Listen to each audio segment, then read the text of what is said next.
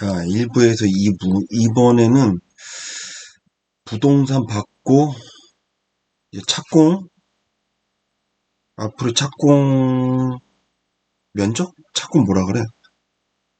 공급량? 그치, 공급량. 받고, 그에 따른 건설사가 어디가 괜찮은지 토픽 종목 하나 찾아봤습니다. 그러면 부동산 건설을 봤으면, 이제는 대출을 좀 봐야죠. 대출의 향방에 따라서 부동산 가격이 지금까지 정책은 미비했는데 요번 거 좀 센 것 같아서 요게 제동이 제대로 걸리면 부동산이 주춤할 수 있을 것 같아요. 게다가 미국이 지금 테이퍼링을 점진적으로 축소한다고는 이미 확정이 됐으니까 그냥 델타 때문에 그게 뭐 지금 하냐 연말에 하냐 그 차이인 거지. 요게 마무리되면은 정상화돼도 실업률이나 이런 게 올라서면 이제는 미국도 2023년 정도에는 금리를 좀 올리지 않을까? 그러면은 우리는 선제적 대응을 해야 되니까 이게 비슷하게 맞아떨어진 것 같아서 그래서 그 부동산이 거의 꼭다까지 오지 않았을까. 왜 그러냐면 이게 국토부가 좋아하는 얘네들 한국부동산원에서 나온 표를 제가 딴 건데 자 서울 아파트 중위값이에요 이게. 오름폭이 여기에서 상방이 몇 퍼센트까지 열려있을까 싶은 거예요. 몇 퍼센트나 올라갈까? 또 이렇게 올라갈까요?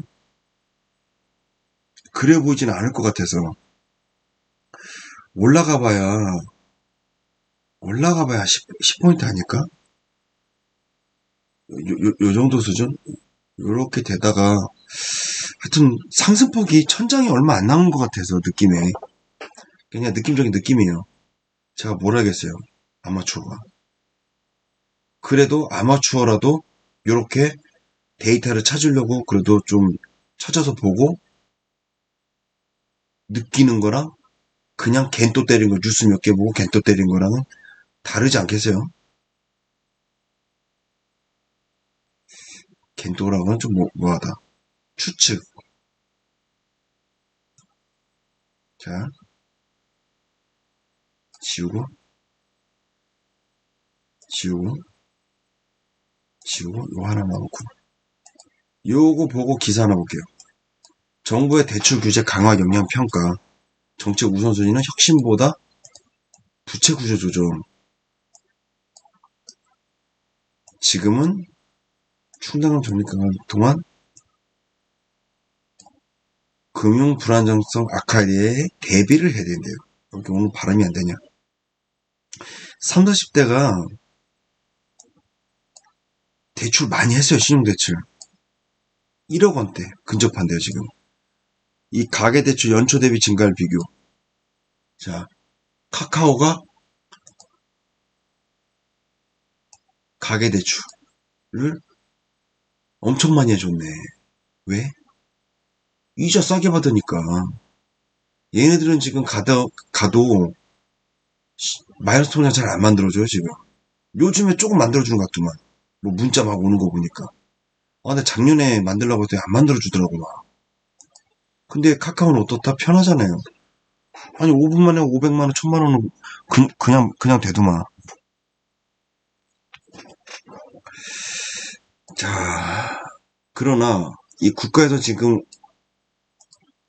부채 구조조정 정책은 인터넷 전문은행보다 대형은행에 유리하다는 거예요. 왜?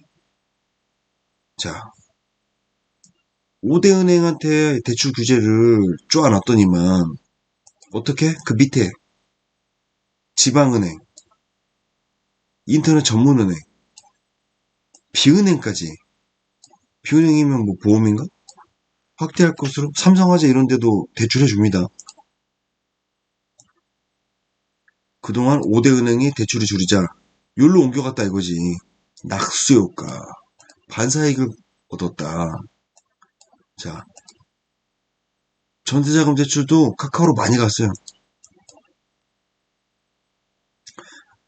근데 여기서 429 가계부채 관리 방안 이후에 대출 증가가 관리 방안을 내놨는데 더 올라가네.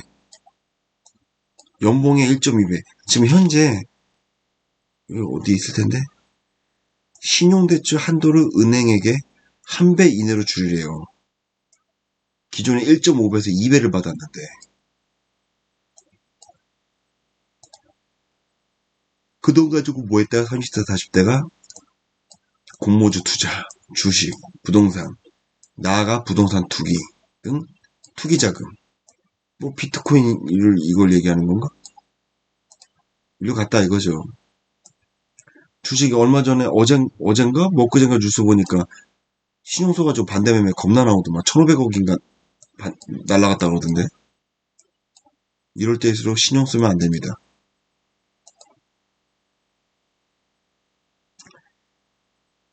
걔네들 신용을 왜 썼을까?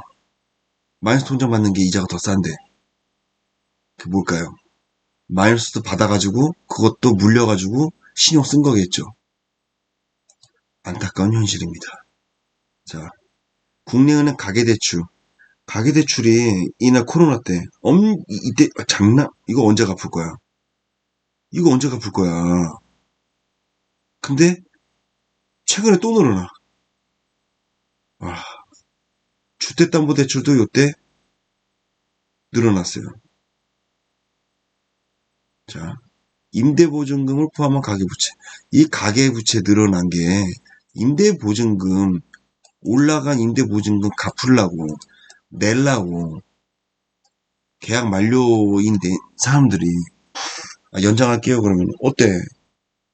보증금 올리잖아요. 월세도 올리고 그거 빚져가지고 이렇게 올린 거예요. 이게 주택담보대출 똑같이 전세자금 대출도 똑같이. 자, 국가별 가계부채 증가율이에요. 2015년 이후 약 7년 데이터인데 여기 있네. 15년 코로나 전까지는 스웨덴이 2등이었는데 가계부채 증가율 우리나라가 약 22%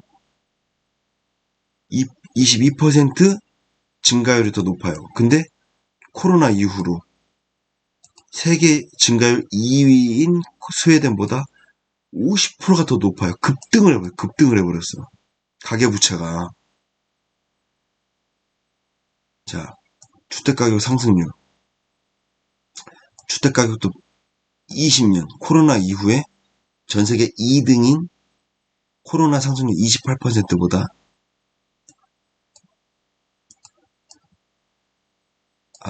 제가 착각했어. 지금 코로나 때 서울에 있는 사람들이 수도권으로 대거 이동했다. 2배 이상. 근데 그 상승률이 세계 2위 노르웨이보다도 못하다. 2배가 넘는다, 상승률이. 서울이랑 노르웨이랑 거의 비슷하네. 근데 여기는 국가다. 코로나 전엔 상승률 더했네. 엄청 났었네. 독보적 1위다. 주택가격 상승. 아마 근데 주택가격으로만 치면 뉴욕이 제일 비쌀 거예요. 제 기억에는. 저기 평균 주택가격, 중본위값이라고 해야 되나? 그 정도 하면 아마 미국이 그래도 높을 거예요, 지금. 상승률이 높은 거지, 우리나라가. 상승률이 무서운 거예요, 근데. 자산 투자가 가장 많은 상공사금, 신용대출자.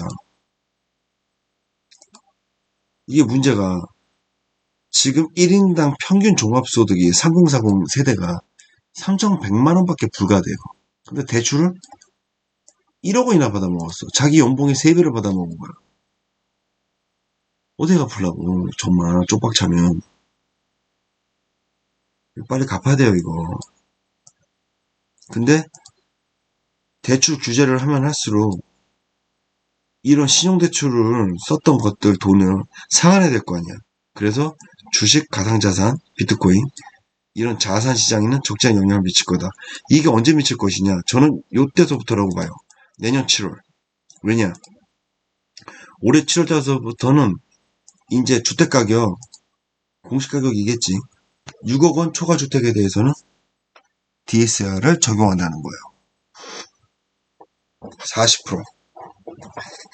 무주택자인 경우에 신용대출은 1억까지밖에 안 해준대. 내년 7월에는 어떻다? 1, 2번 유지하는 조건. 근데 여기 총 대출액이 무조건 2억 원이 넘으면 DSR 적용한다는 거지. 그러니까 제가 이해하기로는 2억 원 이상은 대출 안 해준다. 가격이 얼마 됐든 안 해준다. 그 얘기로 저는 해석을 했어요. 제일 무서운 거는 이때 2023년 7월. 아유, 뭐 주담대든 뭐 신용대출이건 뭐건 간에 대출은 무조건 1억까지야. 더 이상 안 해줘. 이거 골자가 이거거든. 상환해야 된다. 아주 괜찮겠죠. 이때부터 상환해야 될 자금들이 늘어난다. 자, 신용대출 순주구속 3040 엄청나다. 1억 이상이 이 정도예요. 1억 이상이.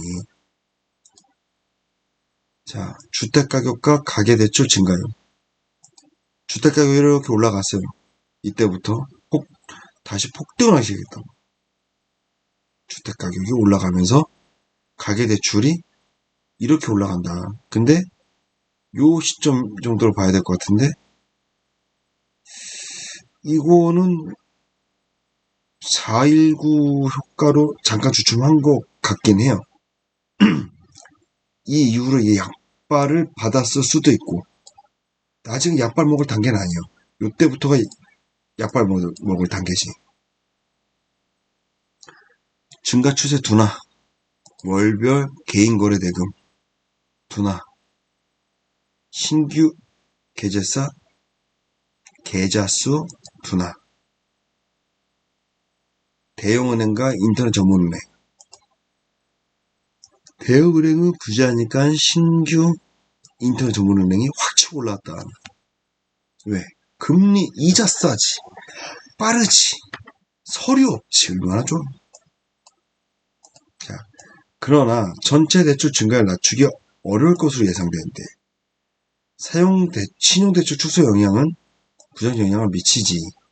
근데 전세 가격이 이게 급등을 한 게 전세 보증금을 또 빌리니까 이게 또 상승을 하고 전세자금 대출 요런 각종 대출을 유도했다 이거지.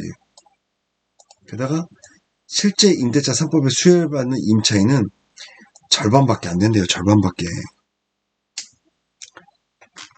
그러면 절반밖에 혜택을 못 얻었으니 나머지 절반은 신규 계약 거래로 전세 가격이 급등을 한 거죠. 그럼 또 뭐가 늘어나? 갭투자가 다시 성행한다. 전세가가 올라가니까. 예전에 10억에서 전세를 5억 끼고 샀으면 내 돈 5억이 필요한데 이게 7억으로 올라가 버리면 내 돈 3억이면 되잖아. 또 무주택자의 주택 매수 비중이 증가했죠. 그중에 2030이 비중이 40% 넘었다는 거야. 얘들 돈이 어디 있어? 뭐 그냥 마통서부터 뭐 그냥 저기 뭐야 부통 부모지 증여 아니면 차용증 썼던가 다 끌어모은 거야. 있는 거 없는 거 그냥. 만약에 이 상황에서 가격이 떨어지잖아요. 그러면 2008년도 때 유행했던 단어 하우스 푸어 다시 나온다. 그러면 그 1년 뒤에는 경매 시장이 호황이다. 그때는 이제 다시 경매해야지. 리스크 관리만 잘하면 돈 벌 수 있는 기회는 많을 것 같아요. 자, 신계약 상승률 이렇게 치고 올라간다는 거죠. 자, 역시나 단기 임대차 3법이 20년 7월 30일 날 발효가 됐대요. 그러면 그때서부터 기준으로 단기적으로는 확 빠졌잖아요. 서울이. 근데 단기 효과에 그친다. 신규 계약은 다 올라간다. 경기도 마찬가지네. 가계대출 순증. 개인 사업자가 가장 증가율이 컸고 그 다음 전세자금 대출. 결국 임대차 3법이 올려놓은 거지.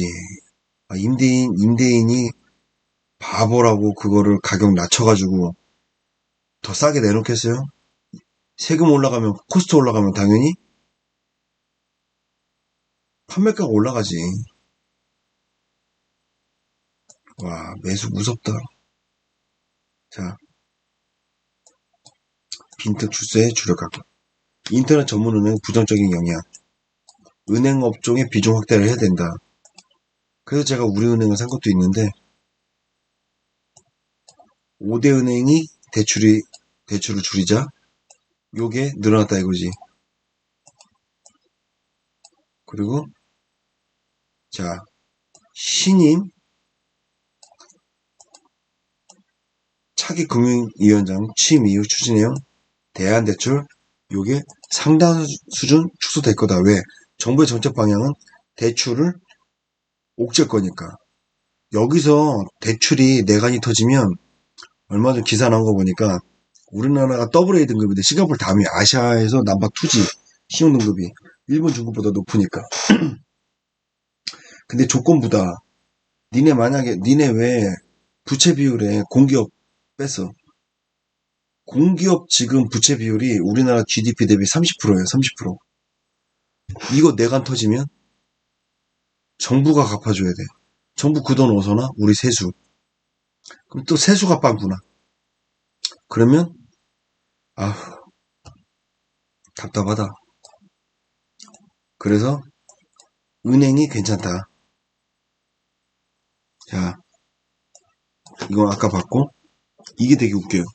주요 금융회사 밸류에이션. JP 모건이 지금 퍼가 13인데 카카오뱅크가 100이야. 야, 이게 말이 되냐고 이게. 아유. 자, 카뱅으로 몰렸죠. 금리가 역시 싸니까 몰렸지. 이거를 먼저 왼쪽에 배치를 해줬어야지. 금리가 싸고 편하니까 몰린 거지. 근데 지금 잘 보면 전세자금 대출 금리가 지금 시중 4대 은행이 거의 3%예요. 그러면 전세자금 대출이 보통 1% 갭이니까 지금 주담대를 하게 되면 4%네요, 4%. 벌써 기준금리는 계속 그대로였잖아. 근데 은행은 계속 야금야금 움직이고 있었다. 그래서 은행 예대마진이 지금 겁나 좋다. 자, 예고 없는 연쇄 대출 중단. 이거 되게 골 때리더라고. 시중은행 농축협이 대출 중단을 가면 대출 안 해준대. 은행 가면 요즘에 가계대출이 시그다 7% 증가했대요. 이미 넘어섰대. 자, 전면 중단. 아예 그냥 공표를 했나 보네. 와, 이거 무섭다니까. 그럴 때면 어때? 제2금융권. 그리고 지방은행으로 몰린 거지.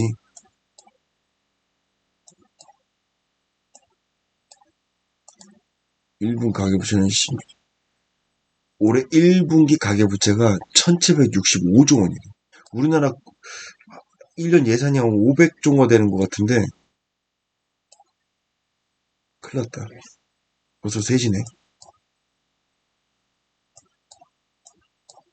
고삐를 재고 있대요. 자, 여기서 무서운 거. 다음 주 중 아파트 집단 PF 대출도 전면 중단. 그러면 이 PF 대출은 금액이 커가지고 몇백억 단위여서 몇천억 단위여서 조단일 수도 있고 이거는 그 밑에 그 은행에서 카뱅에서 하기 힘들어. 총부채.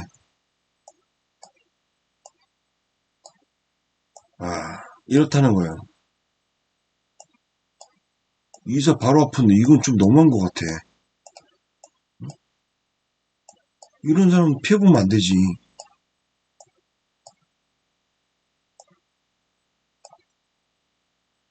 한동안 대출 중단하네. 자, 이렇게 된다고 하면 여기서 얘기하듯이 은행이 안전하다. 은행이 안전하다. 그래서 4대 은행으로 투자해 놓은 게 좋다는 판단이에요. 그래서 저는 개인적으로 카카오 이런 거보다는 물론 조정받으면 조금 들어가 보려고 했는데 무슨 외국인도 사.